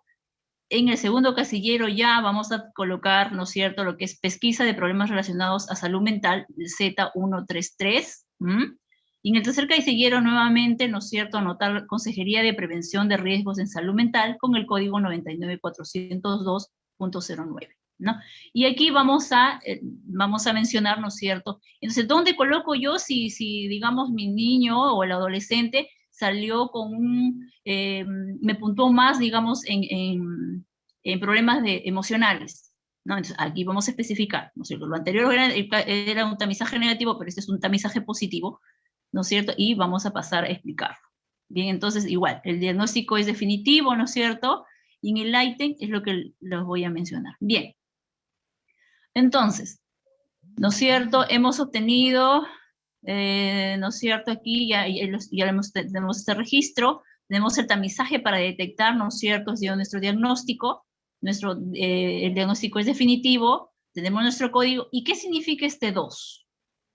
¿Qué significa este 2? ¿No? Son las dimensiones en las cuales nosotros hemos, ¿no?, hemos obtenido un resultado, ¿no? Entonces, colocaremos 1 si ha obtenido nuestro adolescente un mayor puntaje, ¿no es cierto?, en problemas emocionales. Entonces, en este caso, en el ejemplo, está el número 2. Entonces, ¿qué quiere decir? Que nuestro adolescente, ¿no?, tiene un problema de atención, ¿no? Entonces, por eso, aquí en el ejemplo hemos colocado el número 2, ¿sí? Entonces, eso es. Y aquí en rojito yo los he colocado. En el primer casillero de la primera actividad, del tamizaje, se registrará el número que corresponde al problema que obtenga mayor puntuación. Como ya lo hemos escrito, en cada grupo de ítems, ¿no es cierto?, se obtiene un determinado puntaje, ¿no?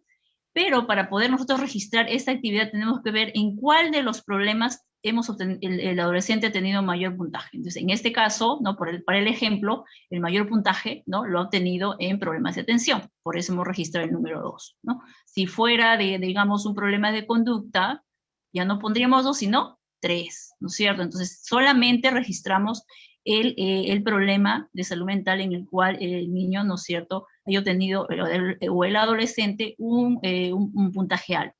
Recuerden nuevamente que solamente es identificar un riesgo de problema, ¿no? Entonces, cuando ya pasamos al especialista, podemos de repente definir, ¿no es cierto?, si tiene o no el problema, en este caso, de atención, el cual lo hemos identificado con el tamizaje.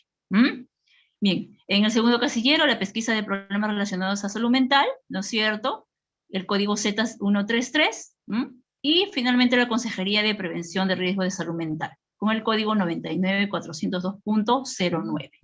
¿Sí? Entonces, esa es la forma como vamos a registrar el GIS, ¿no es cierto?, nosotros al momento de realizar esta actividad que es el cuestionario del PSC, ¿no? Hasta ahí. Y lo que yo aquí les voy a mencionar un poco, les voy a mostrar un poco más grande lo que es los ítems, ¿no es cierto?, que están Son 17 ítems, ¿no es cierto? Es el cuestionario adaptado para lo que es padres y madres, ¿no? Y el lenguaje es muy sencillo, no hay, no es difícil, ¿no es cierto?, de que el papá lo entienda, ¿no? Pero si fuera el caso, ¿no es cierto?, estamos ahí para nosotros poder explicarle al papá cómo es qué es lo que significa, ¿no? Ahí, empezando, ¿no? ¿Se siente triste, por ejemplo? Es una pregunta que se hace el papá, ¿no? Para identificar un problema que pueda tener su niño, ¿no? Su hijo. Se siente pesimista, piensa en las cosas, son difíciles y le va a salir mal. Entonces, esas preguntas, como les digo, son relacionadas a lo que el papá puede estar percibiendo en su hijo. Y el siguiente es un poco más personalizado, ¿no es cierto? Ese es para adolescentes, ¿no? Entonces, ahí ya la pregunta va cambiando como algo que va dirigido a adolescente, ¿no? En el sentido de, la pregunta dice, ¿te sientes triste? ¿No? ¿Te sientes pesimista? ¿No? Son preguntas más directas hacia el adolescente. ¿Te sientes mal contigo mismo? ¿Te preocupas mucho? ¿No? ¿O parece que te diviertes menos que antes? ¿Te aburres fácilmente? ¿No? Entonces, son preguntas, como les vuelvo a repetir, sencillas, ¿no es cierto? Son 17 preguntas, no son las 40 o 30 que pueden haber en otros cuestionarios, ¿no? Y digamos, de esa manera vamos a poder identificar, ¿no es cierto?, qué problema de salud mental, ¿no es cierto?, puede presentar nuestro adolescente. Recuerden que es el riesgo de presentar un problema de salud mental. Y de acuerdo, digamos, a esto, podemos ya hacer la derivación respectiva, como ya hemos mencionado, a nuestros centros de salud mental, que son nuestros especializados, ¿no? O al especialista, un psiquiatra, psicólogo, ¿no? De repente, de acuerdo a lo que contemos, digamos, en nuestra jurisdicción. ¿Sí? Entonces, eso es lo que les tenía que presentar, compartir con ustedes. Espero que sea, digamos, podamos aplicar este cuestionario y poder identificar a tiempo, oportunamente, como dice nuestra reunión del día de hoy, oportunamente un problema de salud mental, ¿no es cierto?, de nuestros niños, niñas y adolescentes. Ok, gracias por su atención y bueno, estaremos atentas a algunas dudas de repente que se puedan presentar. Gracias.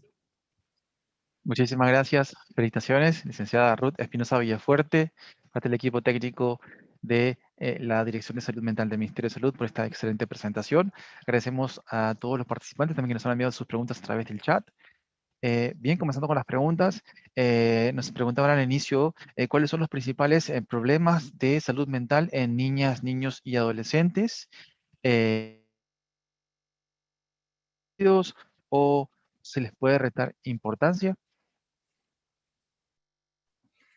Disculpa, no escuché la segunda parte. ¿Cuáles son los principales problemas de salud mental en niños, niñas y adolescentes? ¿Y cuál era Sí, la así segunda es. parte? Y si a veces pasan desapercibidos o se les puede restar importancia.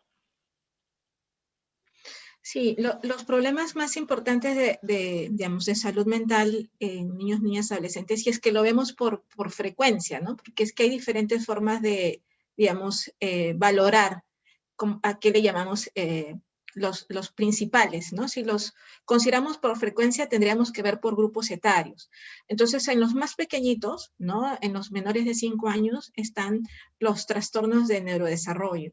Y ahí los más frecuentes están relacionados a los trastornos del lenguaje del habla, a los trastornos de la motricidad fina, a los trastornos del espectro autista y también los trastornos de la conducta. Nuevamente, si es por el tema de la frecuencia y, por supuesto, los problemas psicosociales que están relacionados al maltrato infantil, ¿no? A la violencia intrafamiliar. Y cuando van creciendo, se van haciendo más prevalentes, más frecuentes los problemas emocionales, sobre todo aquellos relacionados a los trastornos ansiosos, los trastornos depresivos, los trastornos de hiperactividad con déficit de atención y también los trastornos de conducta, ¿no? Desafiante, o cuando van siendo adolescentes los trastornos de conducta disocial. Y cuando son adolescentes empiezan a presentarse otro tipo de problemas de salud mental que de repente no son altamente prevalentes como los trastornos de conducta, los trastornos ansioso-depresivos, pero que igual tienen un impacto muy importante en el funcionamiento del adolescente, como son los trastornos de la conducta alimentaria, anorexia, bulimia, como son, esto digamos no es un trastorno, pero es una conducta que suele estar asociado ya sea a un trastorno ansioso, a uno depresivo u otro, que son, digamos, las conductas del espectro suicida, ¿no? Que vienen desde el deseo, el plan, el intento, ¿no? Entonces empiezan a verse con mayor frecuencia los intentos. Y lo otro es que también es en esa edad de la adolescencia donde empiezan a ver también los problemas del consumo de sustancias, ¿no? De las sustancias que nosotros consideramos como legales e ilegales, ¿no? El alcohol, el tabaco, que son legales, y las ilegales, que cada vez con más frecuencia la marihuana se da, y otras. Y lo otro también que quería mencionar es que dentro de los problemas psicosociales, conforme uno va creciendo, además del maltrato infantil, se empieza a agregar el tema del bullying, la violencia escolar, ¿no? Que se da también más frecuentemente cuando uno va entrando a la escuela y entre los 7, 8 años y la adolescencia. Si se pueden identificar, sí se pueden identificar justamente esta identificación que se hace a través de la detección y como se mencionó, ¿no? La detección temprana abarca una serie de actividades. Una de esas actividades son los instrumentos de tamizaje, pero la detección temprana empieza por esa escucha empática, esa escucha activa, ese trato acogedor, ¿no? El consultarle, preguntarle, el motivo de la consulta, por supuesto respetando el desarrollo del niño, ¿no? En los más pequeños seguramente será el cuidador principal quien va a poder expresar de mejor manera lo que está sucediendo con el niño y va a poder observar, objetivar, pero conforme el niño va creciendo y también va teniendo mayor madurez cerebral y le va a permitir, además va desarrollando el lenguaje, le va a permitir también expresarse de mejor manera. Entonces, un adolescente, por ejemplo, es quien puede también ayudar a expresar lo que siente y el motivo de consulta.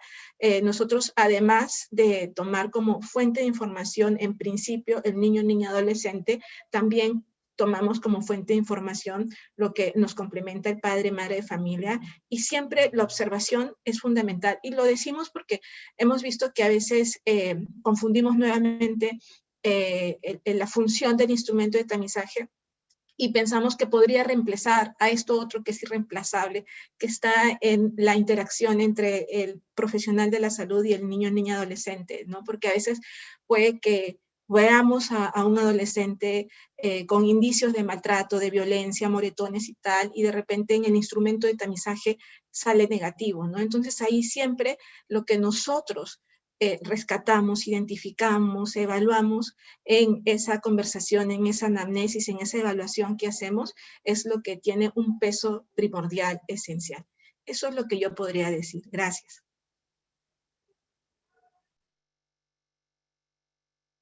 Muchísimas gracias, doctora. Excelente, nos han preguntado también dónde deben estar estos instrumentos y herramientas que nos han mencionado el día de hoy y dónde podrían también descargarlas u obtenerlas para poder aplicarlas.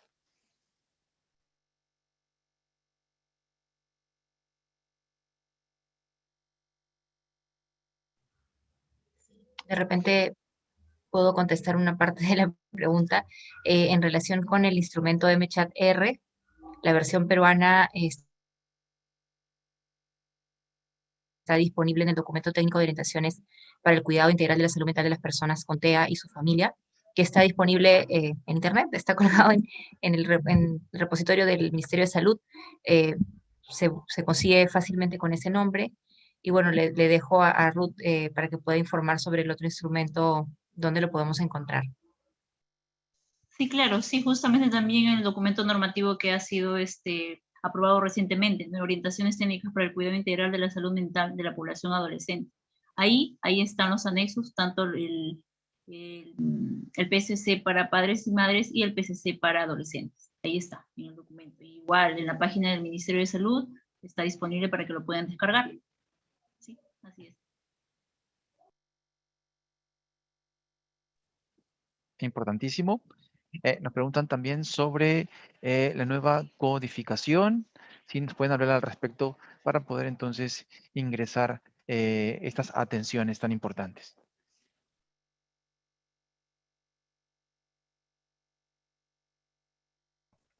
Sí, buenas tardes con todos. Les saluda la licenciada Gladys Chapi, también parte del equipo de la Dirección de Salud Mental. Con respecto a las codificaciones, estas se han actualizado en el presente año y se encuentran dentro del catálogo de procedimientos médicos de salud, ¿no?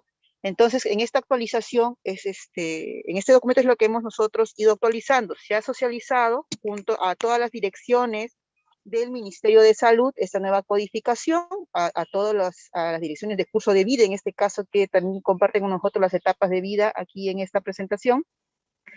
Entonces, tienen conocimiento de estos nuevos códigos para el registro, ¿no? Y que muy bien lo han presentado ambas ponentes, cuáles son y cómo es la forma correcta de poder registrar esas actividades que ustedes vienen realizando. Muchísimas gracias, licenciada Gladys Champi, también parte del equipo técnico de la Dirección de Salud Mental. Vamos a también solicitar la información para poder colgar todos estos instrumentos en la casilla de comentarios del canal de YouTube, Telesalud Minsa Telecapacitaciones, para que también puedan descargarlo. Continuamos con las preguntas. Bien, nos preguntaban con respecto a las referencias para el tipo de detección para encontrar riesgo niñas, niños y adolescentes. Nos preguntaban, riesgo en el menor de un nivel en 2-1, ¿se realiza se realiza la referencia al Centro de Salud Mental Comunitario?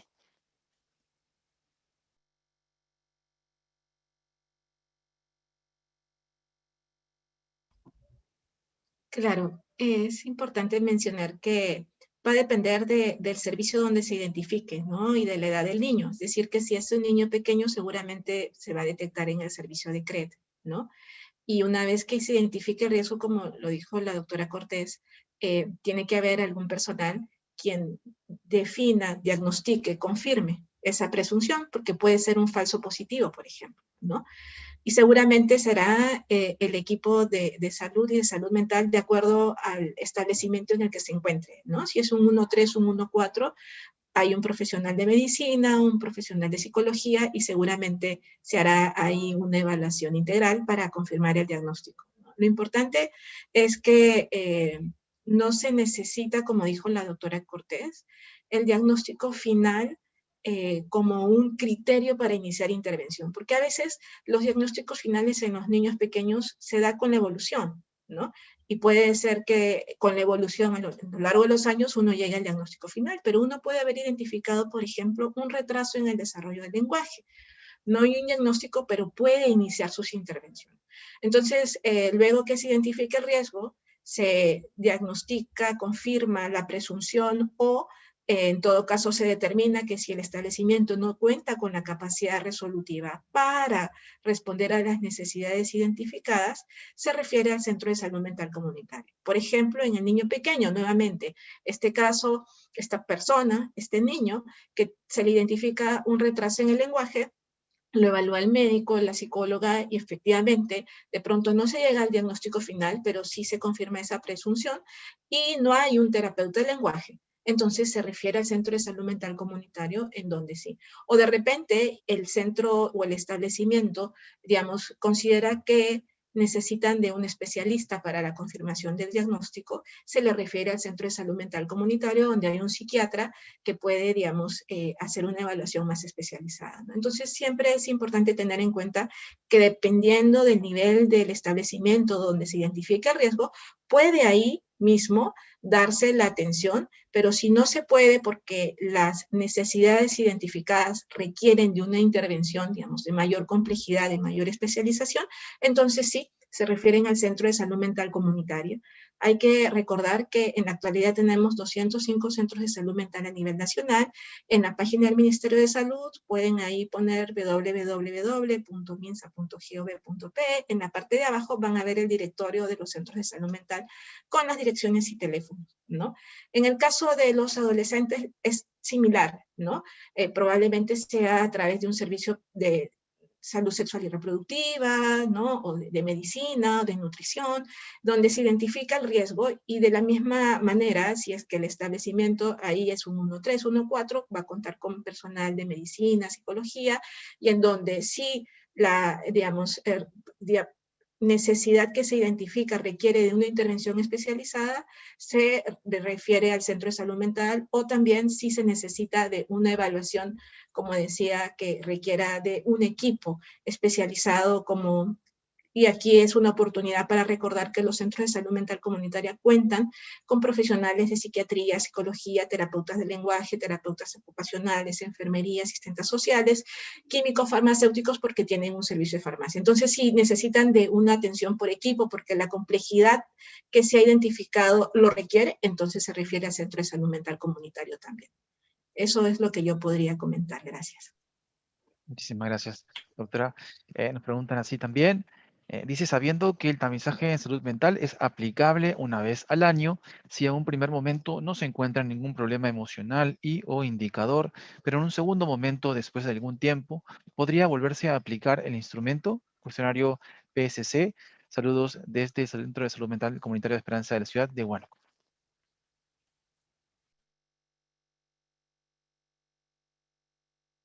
Sí, claro que sí, claro que sí. Como les digo, lo importante aquí es identificar el riesgo, ¿verdad? Si en un primer momento no se encontró, ¿no es cierto? Sí hay la posibilidad de volverlo a aplicar, ¿no? De volverlo a aplicar, ¿no es cierto? Para poder, o estamos ya viendo, identificando que haya algún problema que pueda estar presentando el adolescente, se lo vuelve a aplicar. No habría ningún problema, ¿no? Es como que lo normado para todos es una vez al año, pero si encontramos o vemos que necesitamos aplicarlo nuevamente, sí, se lo puede volver a aplicar, no habría ningún problema. Muchísimas gracias. Licenciada, nos han preguntado también con respecto al tamizaje PSC, ¿está dirigido a qué rango de edades?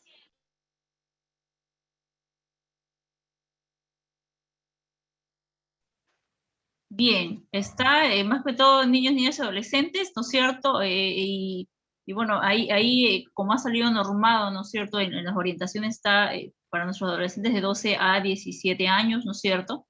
Pero también, digamos, lo podemos aplicar a nuestros niños de, digamos, de 6 hasta los 12 años, ¿no? También estaría incluido, no habría ningún problema porque las preguntas de este cuestionario, ¿no es cierto?, está dirigido a los padres, ¿no es cierto? Entonces, no habría ningún problema también que lo aplicaran a partir de los 6 años para adelante, ¿no?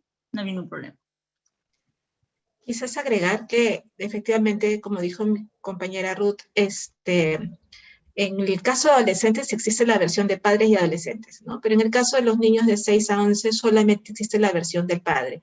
Y las preguntas son similares, es decir, que el PSC que presentó Ruth es para personas de 6 hasta los 17 años, ¿no? Porque como lo dijo muy bien Ruth, arroja el riesgo como en 3 grandes categorías, ¿no? Los problemas internalizantes, que son más como problemas emocionales, ansioso-depresivos, los problemas externalizantes, que son más los problemas de conducta, ¿no? Y los problemas atencionales, ¿no? De atención y de aprendizaje de alguna manera. Entonces, sí es importante mencionar que en el caso de adolescentes existe la versión orientada, dirigida directamente al adolescente. Muchísimas gracias, doctora, también. Bien, nos preguntan con respecto a estos diferentes instrumentos, ¿qué personal de la salud puede aplicarlos? Y nos preguntan con respecto también a la escala MCHAT. Y bueno, en sí el MCHAT-R y el instrumento PSC son instrumentos que pueden ser utilizados por cualquier profesional de la salud, ¿no? Incluso se han reportado experiencias de uso hasta por docentes, ¿no? Entonces, es solamente para, como de una manera, confirmar que no necesitamos estar en un nivel de especialización para poder utilizar estos instrumentos, podemos utilizarlos en nuestra práctica, estemos digamos, en la posición, en el establecimiento que estemos. Yo más bien los invito a incorporar estos instrumentos en su quehacer diario, ¿no? Y un poco a tener esa experiencia y ver cómo les resulta, cómo un poco va fluyendo la aplicación con los mismos, ¿no? En el caso del MCHAT-R, particularmente puede ser utilizado por, digamos, todos aquellos que hacen atenciones pediátricas, ¿no? Principalmente por, digamos, los profesionales que trabajan en el CRED, por ejemplo, ¿no? El CRED, el control de crecimiento y desarrollo, son un escenario interesante, importantísimo para la detección, ¿no? Entonces, todas las enfermeras, enfermeros que realizan CRED, que utilizan, que hacen tamizajes del desarrollo en general, eh, y que, bueno, están con los niños viéndolos mensualmente o cada 2 meses, están en una posición privilegiada para poder aplicarlo, pero no solamente ellos, también están los médicos generales, y los médicos que atienden a niños, los pediatras, también pueden utilizarlo tengo los médicos, personal de psicología, todos. En realidad no está especificado como que solo tal profesional o solo tal otro, no. En general pueden utilizarlos todos los profesionales, y en el caso del PSC, de la misma manera, ¿no? Porque son instrumentos que ayudan en la detección, y esto es una tarea de todos. Entonces, no, digamos, no nos quedemos en la posición de que, bueno, como son instrumentos relacionados a la salud mental, yo no los voy a utilizar, sino más bien decir, no, esto me va a ayudar a mí a tener una visión de repente diferente, un poquito más exhaustiva, y ver cómo les resulta también el uso, ¿no? Entonces, no hay una limitación por, digamos, por tipo de profesional. No sé si ahí Ruth de repente o Yuli quisieran comentar algo más con ese tema. No, bueno, más que todo afianzar lo que has dicho, doctora Carla, desde aquí de salud mental, ¿no es cierto?, estamos promoviendo que los tamizajes sean, ¿no es cierto?, por todo personal capacitado, ¿no? No, como nuevamente se vuelve a repetir, no solamente es exclusivamente los servicios de psicología, ¿no?, los que tienen que realizar ese tamizaje de salud mental, sino todo el profesional capacitado, ¿no es cierto?, porque son sencillos, no son muy, digamos, así específicos que tengamos que hacer digamos, un diagnóstico, no, son sencillos, ¿no es cierto?, ya nos orientan, ¿no es cierto?, ya nos van guiando, que en este caso el niño o niña adolescente puede tener un riesgo, y lo podemos derivar, ¿no es cierto? Y ahí sí, pues, no estamos con esto incentivando a que ya cuando identifiquemos un problema, lo puede atender el enfermero, la psicóloga, perdón, el médico, no, porque ya si encontramos diagnosticamos un problema de salud mental, pues tiene que ser atendido por el personal capacitado, ¿no?, especializado, el psicólogo, el psiquiatra, ¿no es cierto? Entonces ahí sí, pero en el tamizaje estamos siendo bien amplios, que puede ser aplicado por cualquier profesional capacitado, ¿sí? Entonces no hay, yo creo que nuevamente vuelvo a repetir, no es exclusivamente lo que es tamizaje de salud mental realizado por el psicólogo, no es así. Importantísimo, muchísimas gracias. Bien, nos estaba preguntando con respecto a aplicar todos estos instrumentos, pero a través de la telemedicina, a través del trabajo remoto.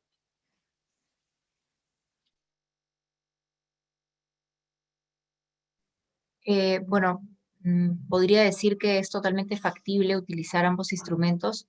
El MChatR tiene 20 preguntas y el PSC tiene 17, ¿no? Entonces es totalmente factible implementarlo. Es más, en otros países estos instrumentos se utilizan de manera electrónica, ¿no? Por sistemas que uno va llenando. Por ejemplo, con anticipación les llega un link a los padres y lo llenan a través de un dispositivo electrónico, y digamos, hasta automáticamente se encuentra una calificación, ¿no? Bueno, son sofisticaciones que ocurren, pero bueno, nos estamos también moviendo hacia ese tipo de, digamos, de acciones, pero sí, totalmente factible y viable de utilizarlo, ¿no? En ese caso tendrían que leerle las preguntas al padre o a la madre una por una, ¿no? De repente ayudándose, por ejemplo, de proyectar las preguntas una por una, considerar, por ejemplo, también el nivel de comprensión y de lectura que tiene cada persona, pero como es digamos, una modalidad virtual, uno puede utilizar un soporte visual, ¿no? Puede utilizar un soporte visual, y eso puede ayudar muchísimo. En el caso del MChatR, por ejemplo, puede ayudar también, yo creo que en el PSC también, definitivamente, ¿no? Sí, yo diría que sí es totalmente viable implementarlo, ¿no? Vas a agregar que en esta situación de pandemia, frente a la necesidad, nos ha obligado a ser más creativos, más que nunca, ¿no? Y han habido ya experiencias en algunos establecimientos de salud donde han utilizado esto de enviarle a veces una foto por el WhatsApp o algo similar, y hacerle las preguntas uno por uno. Eso sí es muy importante lo que dijo la doctora Cortés, de que se les apoye y se les acompañe en que pudieran que no entiendan alguna pregunta y se les aclare cuál es el deseo o el sentido detrás de esa pregunta, ¿no?